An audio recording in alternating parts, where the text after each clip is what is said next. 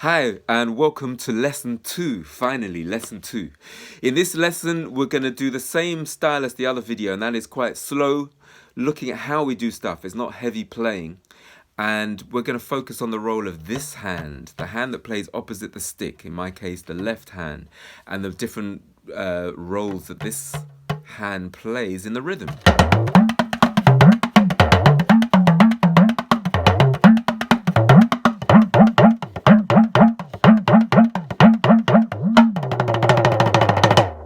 Okay, so 3 main areas I'd say. That is complementing the stick, playing rhythm, muting notes, because we have long notes and short notes, and thirdly for drum rolls. Okay, so let's have a look at a basic support pattern that uses this hand. You know, if you play omelette drum, which is the small talking drum, that's a very good way of learning how to use your left hand. So I suggest you should look at that too. Maybe I'll do a video. Omelette pattern, or a simple support pattern. I'm going to squeeze my drum just at one tone. So we're just going to focus on the rhythm rather than the tone for this pattern. And if somebody's soloing, this is a very popular pattern anyway, simple pattern.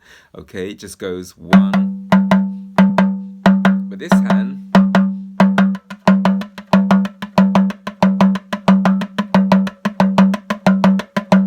plays some very important percussion.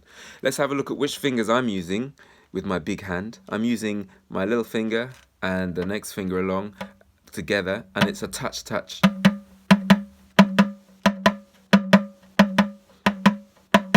I'm not throwing my finger against the drum. I'm not stopping the sound too much. I'm just touching like that. Interestingly, traditionally, a lot of talking drummers would have very long fingernail, little finger, and sometimes this one too. And now you can see the reason for that, for this in this kind of rhythm. So if you play,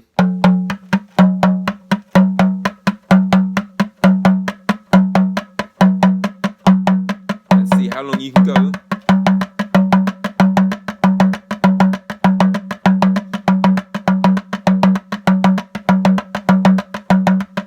Yeah, so that's one simple pattern for you to learn. Remember, if you've got your drum on in a comfortable position, this won't stress your fingers out. If you're putting your drum on for the first time, this might feel like quite a lot. The next pattern I want to play uses tone in the drum. Simple rhythm pattern.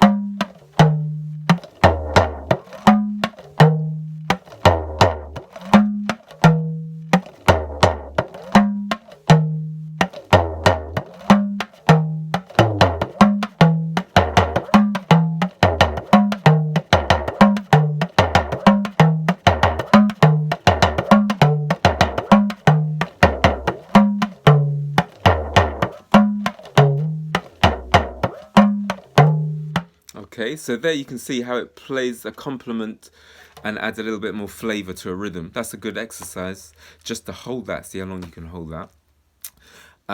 Moving on, we're going to now look at the little finger and how we can use it to mute notes. Very important to have short and long notes in your playing. I'm going to use a glide, an upwards glide for that. Okay, so if I hold a glide and you've got a good sounding drum, you'll hear a bit of sustain. But it's a very nice effect to actually mute that as well, so you get a shorter note.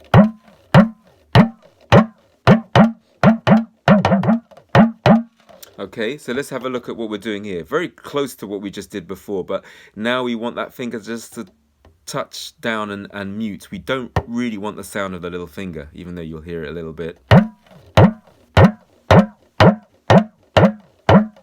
Okay, so in slow motion, touching it after I've hit the note.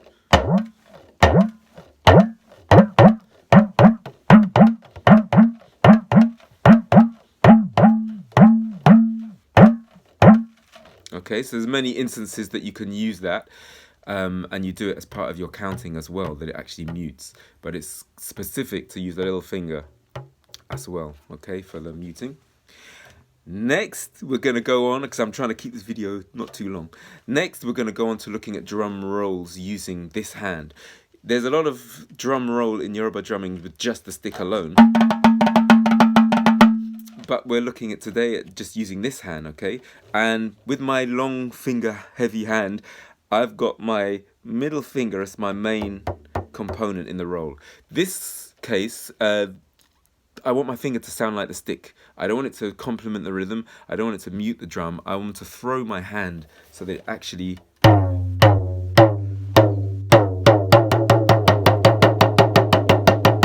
So I'm not playing it at the edge. I'm trying to get right into the drum, but not right too far down.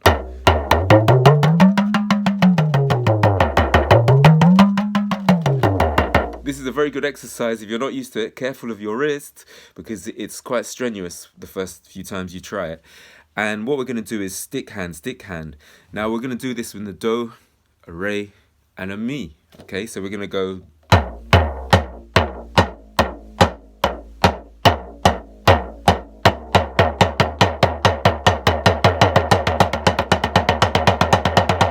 Okay, now we're going to squeeze it up a bit. One thing I should say before we go up to the re and the mi is that when you release your thumb and you go into a roll, you might find that you feel like the drum could fall off. And you've probably seen already, I've just started to tilt my body a little bit so that the drum can still stay on. It wouldn't necessarily fall off, but that's just how a lot of people do it. Now we're going to go to the re.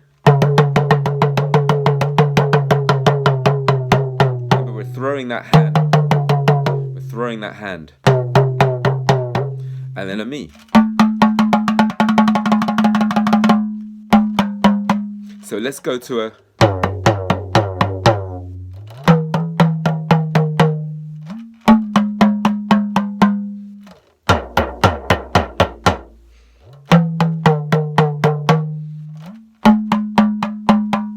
When I'm doing that mi roll, can you see I'm having to lean on the drum without any support of the thumb, which has always been there all this time when we've been squeezing before. You got your thumb there. Now your thumb isn't there.